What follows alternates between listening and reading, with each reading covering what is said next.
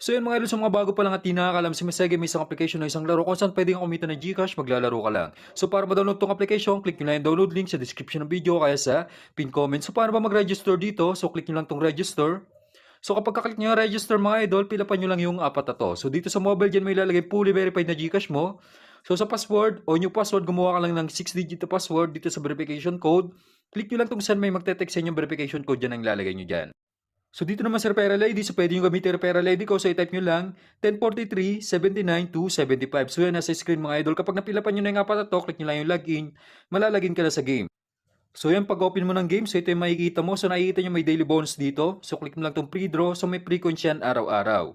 So halimbawa naman mga idol, gusto nyo maglaro, gusto nyo magkalago ng pera dito. So paano ba mag-cash in dito? Dahil madali lang naman mag-cash out dito. So pag magka-cash out ka mga idol, halimbawa, malaki na yung balance mo. So click mo lang yung withdraw sa baba. So nakikita nyo naman sa withdraw sa baba.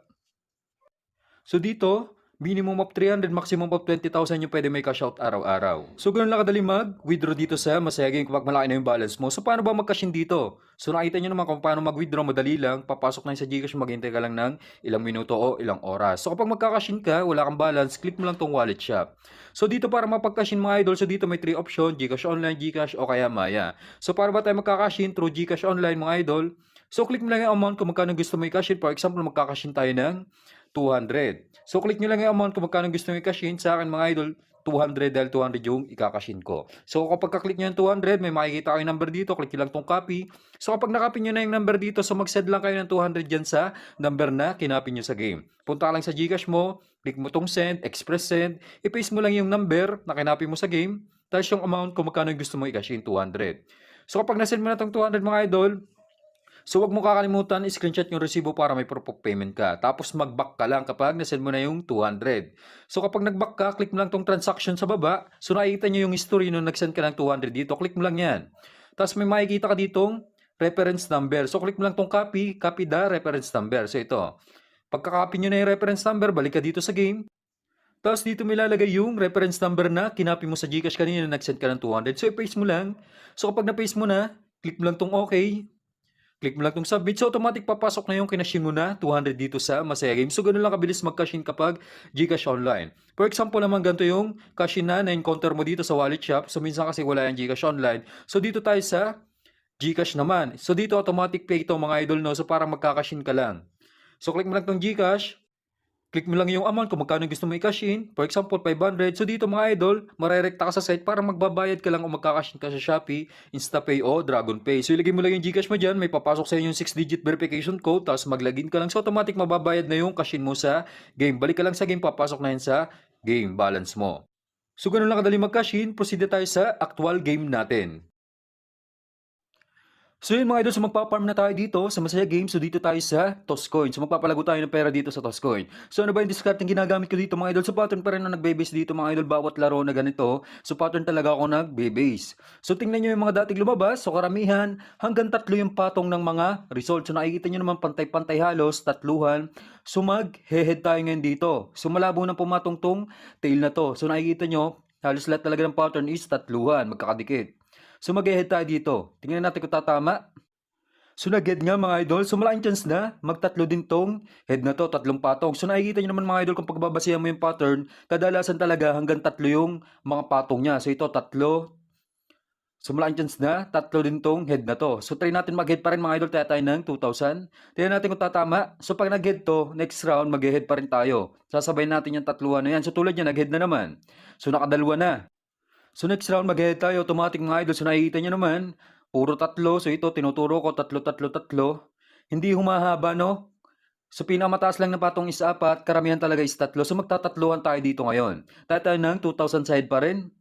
Tingnan natin kung tatama. Pag nag-get to, next round mag-tail naman tayo. So nag-head nga mga idol, so nakatatlo na. Tingnan nyo, pumantay na siya dito sa tatlong tail. So mag-tail naman tayo next round mga idol dahil naging tatlo na tong head na to.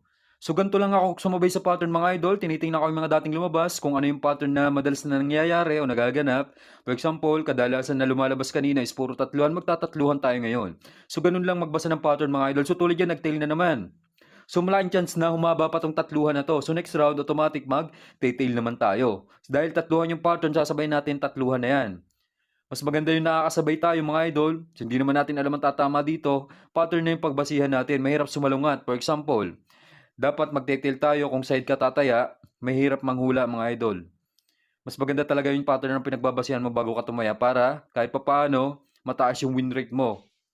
So total balance natin 14,116. So next round, nakadalawa na yung tail.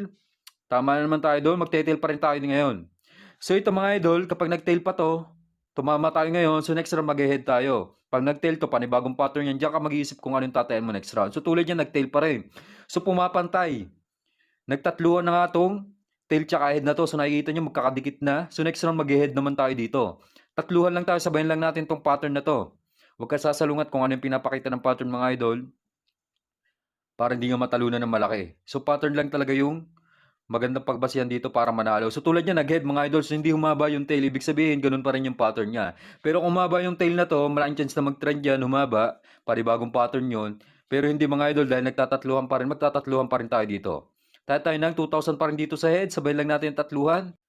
Ganun ko lang, sabayan yung flow ng chart dito mga idol. Kung ano yung pinapakita ng pattern, sabayan mo lang. Wala naman mawawala sa'yo. Maganda nga masabayan mo pa, malaki yung panalo mo kapag nasabayan mo. Tulad yan, wala pa tayong talo. Tama naman tayo. 19,860 na yung ating total balance. So try pa natin tumaya ng isa kapag tumama to. Ikakashot ko na tong balance ko. So nakikita nyo naman sa mga dating upload ko, target balance ko talaga kada laro is 20k.